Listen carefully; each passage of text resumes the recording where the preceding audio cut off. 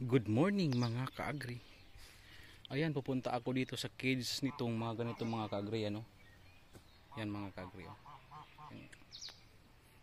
Tina, baby Tina. Kasi namatay mga kaagri yung kasamahan nila na isa, na siya yung may mga itlog. Kaya sabi ng kasamaan ko dito na nagbantay, namatay raw, so baka masira yung itlog dahil wala nang maglulumlum. Hindi ko naman pwede mga kaagri lumluman dahil wala rin silbi.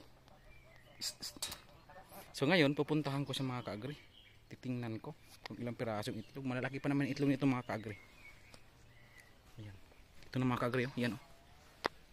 Yan naman namin ang baybahay niya, yung mga baybahay ng mga kaagri. Ayan, so ngayon sayang hindi na siya mapisa dahil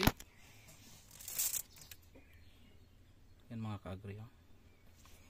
Malaki pa naman mga kaagri, klase. Yan, oh. Malalaki mga kaagri, oh. So ngayon hindi na siya mapisa. Alam na dis kung anong gagawin nito. Pupunta na to sa sa mahiwagang bibig. 11 mga kaagri. Ilang piraso? 11 ba to? 1, 2, 3, 4, 5, 6, 7, 8, 9, 10, 11. 11 nga mga kaagri. Sayang hindi na siya mapisa. Dadami na sana sila. Ang dahilan na nun mga kaagri, sa pagkakaalam ko, ay dahil nangingitlog siya. So merong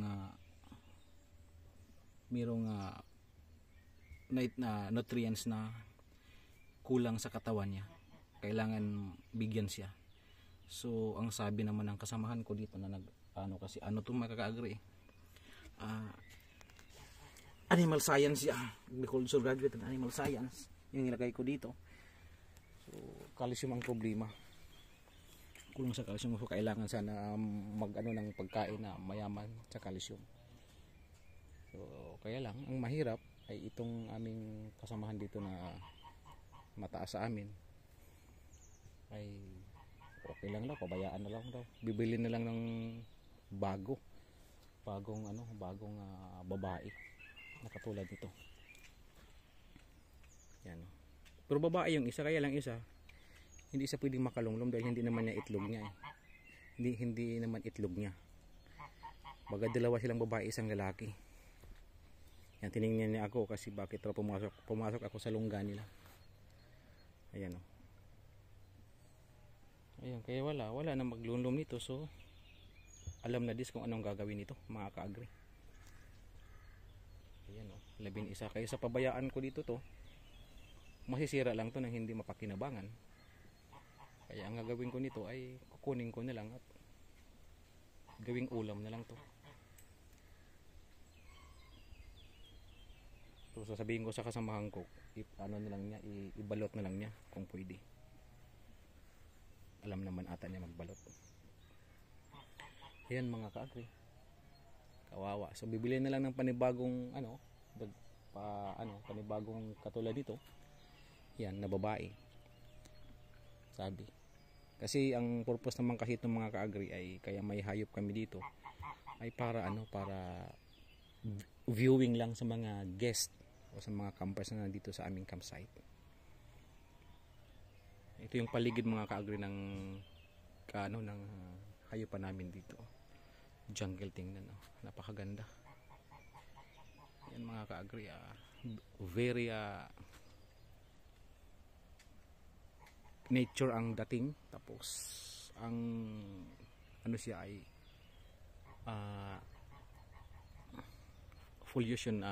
pollution free.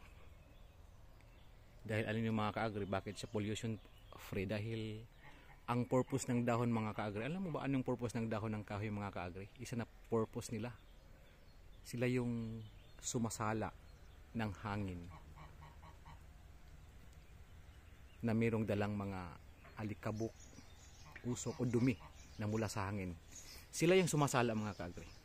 Kaya kung mapapansin nyo yung mga dahon natin ay maraming parang alikabok, di ba?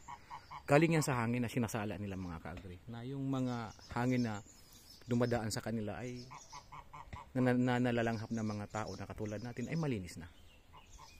Sa'yo yan ang purpose nila. Ang tawag sa kanila mga ka-agri ay air purifier. Sila ang nag-purify ng air na maging malinis.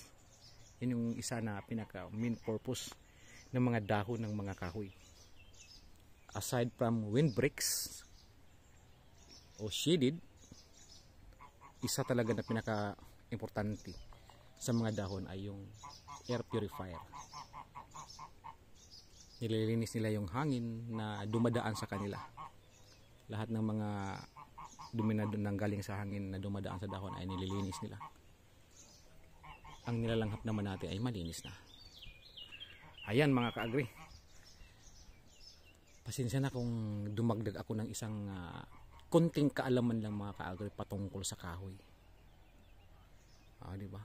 Isa ring mahalagang bagay na matutunan natin kung ano yung importansya ng kahoy. Marami siyang importanteng bagay na bakit may kahoy ang mundo.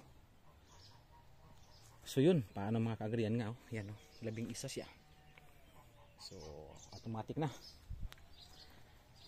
At ito yung mga ka-agri nung unang araw ay nagkaroon kami dito ng air tagging, yung naglalagay ng tag dito sa ng mga kambing, maliliit na kambing, yung mga anak.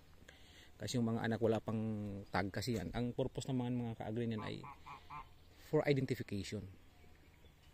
Yung purpose ng air tagging, pag-identify sa kanila. Lahat na about sa kalusugan nila, about sa lahi nila, kung anong klase sila, about sa gender nila. Ayun mga ka-agri, yung mga maliit mga ginan mo, yung mga taingan nila. May mga na yan. May mga yan, tingnan mo. May mga ariyos yung mga ka-agri, pati itong mga maliit dito yung mga anak ko. Lahat mga ka-agri may mga ariyos na yan. Nilagyan yan ng tag. Ang tawag yan mga ka-agri ay air tagging. Ayun, so paano mga ka-agri? Hanggang dito na lang. Papagpalang araw sa ating lahat. Maraming salamat.